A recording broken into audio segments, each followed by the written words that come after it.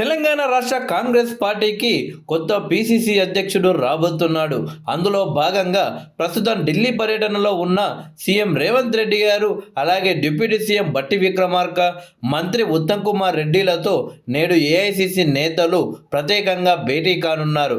ఈ ముగ్గురి అభిప్రాయాలను తీసుకున్న తర్వాత తుది నిర్ణయం తీసుకునే ఛాన్స్ ఉంది. అలాగే కేబినెట్ విస్తరణపై కూడా చర్చ జరిగే అవకాశం ఉంది. పూర్తిస్థాయి అధ్యక్షుడి నేతృత్వంలోనే స్థానిక ఎన్నికలకు వెళ్లాలని, లేకపోతే క్యాడర్కు దిశానిర్దేశం చేయడంలో ఇబ్బందులు వస్తాయి అని అధిష్టానం భావిస్తుంది. కొత్త పిసిసి అధ్యక్షుడి ఎంపికపై కాంగ్రెస్ అధిష్టానం ఫోకస్ పెట్టింది. ఎవరిని నియమించాలనే అంశంపై పార్టీలో ఉన్న సీనియర్ లీడర్ల అభిప్రాయాలు తీసుకుంటుంది. ఏకపక్షంగా నిర్ణయం తీసుకుంటే ఇబ్బందులు వస్తాయనే ఉద్దేశంతో సంప్రదింపులు చేయాలని నిర్ణయానికి వచ్చినట్లు తెలుస్తుంది. అందులో భాగంగా చర్చించేందుకు CM Revanth Reddy, deputy CM బట్టి విక్రమార్క, మంత్రి ఉత్తమ్ కుమార్లను ఢిల్లీకి ఆహ్వానించారు.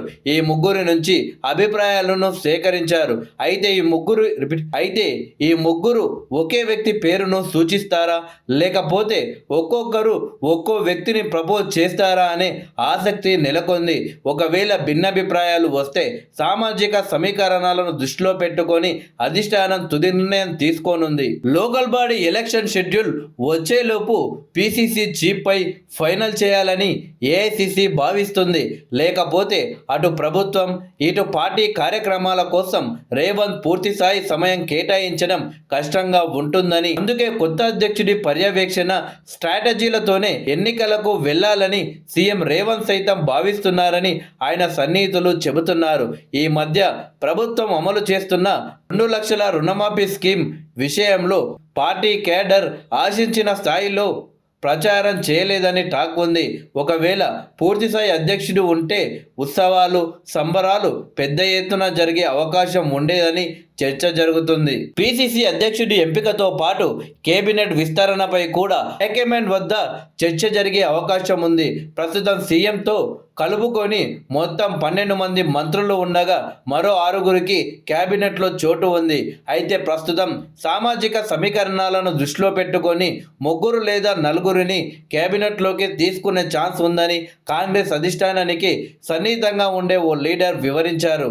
ఒకవేళ విస్తరణ జరిగితే 2 రెడ్లు, 1 ఎస్సీ, 1 మైనారిటీకి ఛాన్స్ ఉంటుందని, లేకపోతే లోకల్ బాడీ ఎన్నికల తర్వాతనే ముహూర్తం ఉండొచ్చని సదరు లీడర్ కామెంట్ చేశారు. పిసిసి అధ్యక్షుడి కోసం చాలా మంది రేసులో ఉన్న ఫైనల్ లిస్టులో బీసీ సామాజిక వర్గం నుంచి మాజీ ఎంపీ మధుయాష్కి గౌడ్, ఎస్సీ వర్గం నుండి ప్రభుత్వ విప్ అడ్లూరి లక్ష్మణ్, అద్దంకి దయాకర్, ఎస్టీ వర్గం నుండి ఎంపీ బలరాం నాయక్ పేర్లు ఉన్నట్లు తెలిసింది. అయితే ఇందులో ఎవరిని నియమిస్తే పార్టీకి ఉపయోగం ఉంటుంది, ఆపోజిషన్ను ఎవరు సమర్థవంతంగా ఎదుర్కోగలరు, కేడర్ను ఎవరు కోఆర్డినేషన్ చేయగలరు అనే కోణంలో అధిష్టానం మారా తీస్తున్నట్టు తెలుస్తుంది.